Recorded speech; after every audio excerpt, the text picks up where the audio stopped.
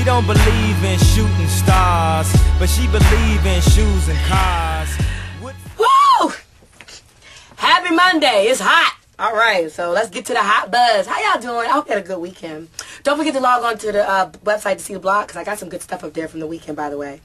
Brand new Estelle video popped up over the weekend. Okay, let's talk about big things, though. What kind of? Vin Diesel, is he a big thing? Physically, he is. How about this? Vin Diesel is 40 years old and just had his first child. Isn't that crazy? He's 40 years old, and I know what you're thinking. Vin Diesel, what would be his, who would his baby mama look like? Well, his baby mama is actually Mexican model Paloma Jimenez. So the question, I was making a joke in the office earlier, I was like, so what will the baby be? Because we still don't know what Vin is. Y'all know he black, right? He passing. It's crazy. I can't believe people still do that. Anyway, let's move on. Oh, so how about Seal and Heidi? So, Seal blessed his wife Heidi with something even better than another curly-haired child. He blessed her with a brand new gold Bentley. Let me get this right, because y'all know I'm broke, so I don't know how to speak this model talk. You know, the model of the Bentley. Bentley Flying Spur. Anyone? Anyone? Okay, nobody but Jay-Z. Yeah, he gave her a brand new Bentley Flying Spur, and he drives a silver one, so he gave her a gold one, and together they're silver and gold. Look, they even mix well on paper. Look at that. Do you think that she kisses like his scars too when she kisses his face? What does it taste like? Anyway, all right, let's move on. Because I have to tell you the story about Spike Lee and Clint Eastwood. Now, do y'all know it's an old man beef going on now? Last we left off, Spike Lee was at the Cannes Film Festival making some comments about a couple movies that Clint Eastwood had made. Not bad comments. Well, actually they were, but he was right. He said, yo, Clint, World War II, you made 2 movies about it, and no black people, not even walking down the street. Well, Clint came back at him and said, hey, Spike, shut your face, you black man. It's like, no, he didn't say that, but you know that's what he was thinking.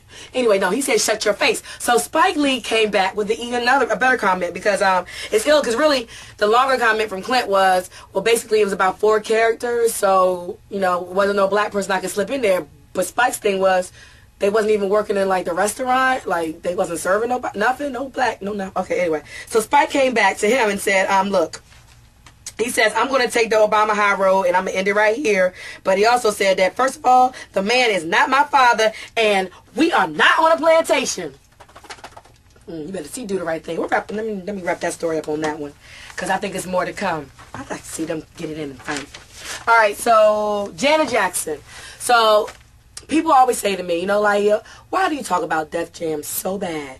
Like, you just got an issue just because of the roots? Like, it's just because of the roots, right? Well, Janet Jackson has come to co-sign with me. Recently, she was doing an interview online, and somebody was like, so Janet, what's up with the second single? Because technically, if you think about it, we really never got one. And seeing as though her boyfriend helps run the label, you would think like that whole Time and Total Mariah thing would kick in. All right, well, look, this is what Janet said. She said, that's pretty difficult. That's pretty difficult to say, only because of the record label at this point. We started off with feedback, and the label and myself haven't quite seen eye to eye ever since feedback. So they kind of just basically stopped all promotion. Yo, if you can't get help from your man, like, that's crazy. That's Def Jam. Big up to the roots. Y'all killed it this weekend. But Def Jam probably don't even know that. Meanwhile, did you guys know that not only are we having to worry about 2 Bob Marley biopics, but now there will be 2 Marvin Gaye biopics. Now, here's the interesting parts of this game. There are going to be 2, and the players behind it are just different. Now, of course, you know, Jesse L. Martin from Law & Order, our guy, he's going to be playing Marvin Gaye in one of the biopics, but he's doing it for the Tony Soprano joint. You're like, what y'all? Well, James Gandolfini, the guy who plays Tony Soprano, is producing a Marvin Gaye flick. I think that is banging. Like, it just lets you know that James Gandolfini is like, he probably likes black girls. Anyway, so the other project is led by F. Gary Gray, y'all know him, and also David Foster, who's that, like, brilliant songwriter. So we shall see. I don't know who's going to be playing Marvin, though, for the David Foster, F. Gary Gray joint. I'll find out for y'all. Quick note. Evander says, it's not true. I'm not broke. Evander actually made a couple corrections. Now, remember, what was this, Friday or Thursday? We got the story that came down that Evander his home was on foreclosure. Well, his home is no longer up for foreclosure. First of all, you need to know that the home that was up for foreclosure is 109 rooms. Yo, 109, like, I'm wondering, does that count the closets? You know what I'm saying? Or the bath? Just think about that for a minute. Like, you know he had more than one kitchen. Anyway, all right. Besides all that, he had 11 kids, so I guess he needed 109 rooms. Or maybe he making room for the next flock. Anyway, he says that I'm not broke. I'm just liquid. I don't know what that means, though, because I'm broke. And so, that must be, what that mean? I don't know. Anyway, he also said that I do feel kind of sad though because things have always been positive, and now everybody wants to jump on me like I'm the worst person in the world, and I went out and blew all my money. But I don't really think that's what people was doing. They was just saying that you probably broke. They don't care. Like, they don't care. All right, back to a man who really cares and matters. Bobby Brown.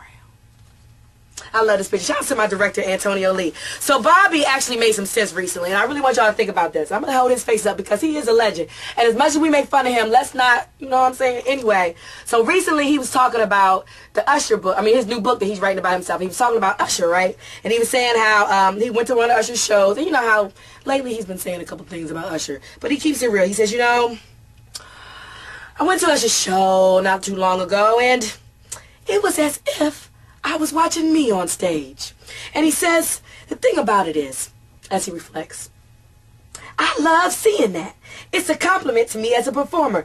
I think you take parts of whoever is the hottest act of that era and you incorporate that into your own style. Just like taking buttermilk, eggs, and cornmeal and you whip it up and you make cornbread.